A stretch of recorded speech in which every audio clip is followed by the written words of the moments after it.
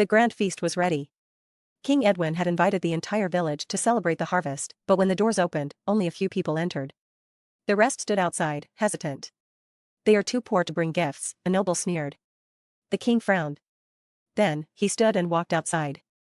"A feast is not about what you bring," he declared, "but what we share." He took a loaf of bread from the table and handed it to a child. Seeing this, others joined in. Soon, the feast was livelier than ever, filled with laughter and gratitude. The nobles watched in silence as the king dined happily among his people. That night, Edwin didn't just feed his kingdom, he united it. Moral: true generosity is not about wealth, but about opening your heart to others. Emma loved painting, while her brother, Ryan, was great at fixing things.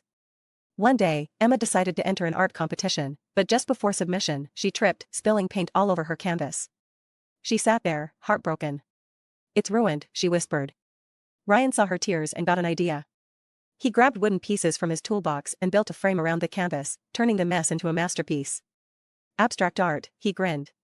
Emma hesitated, then smiled. She submitted it, and to their surprise, she won first prize. "Your hands fixed what my heart had given up on," Emma said, hugging Ryan. Moral: siblings may be different, but together, they make magic. Helping each other can turn failures into success. Prince Adrian and Princess Alara were set to marry, uniting their kingdoms. But Alara had a condition: "Before we wed, let's trade places for a week." Adrian laughed but agreed. As a princess, he expected luxury, but instead, he had endless lessons, meetings, and decisions.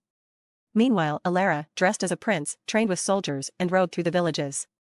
When the week ended, Adrian bowed. "I thought a princess lived in ease, but I see now your strength holds a kingdom together." Alara smiled. "And I thought a prince had freedom, but I've learned the weight of duty." They chose to rule as equals, realizing true leadership isn't about power but understanding. In a distant kingdom, Princess Alina was known for her kindness, but behind the palace walls, she often felt invisible.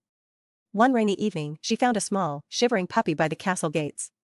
Without hesitation, she brought him inside and named him Shadow. As they grew together, Shadow became her closest friend, always by her side during long, lonely days. One day, during a grand festival, Alina felt overwhelmed by the crowd. Shadow sensed her fear and gently nudged her away to a quiet garden. In that moment, Alina realized something powerful: true companionship isn't about grand gestures, it's about presence, loyalty, and love. From then on, Shadow wasn't just her pet, he was her protector, her comfort, and her reminder that even the smallest friends can make the biggest difference. Ethan and Jake were brothers, always competing. Who could run faster, who got the bigger slice of cake, everything was a contest. One day, Ethan's bike went missing.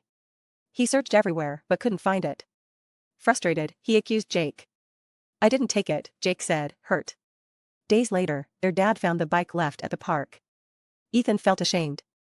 That evening, he left his own bike outside Jake's room with a note: "Take mine until I fix yours." The next morning, Jake grinned. "Race you to the store?" Ethan laughed. Because brothers may argue, but in the end, they always look out for each other.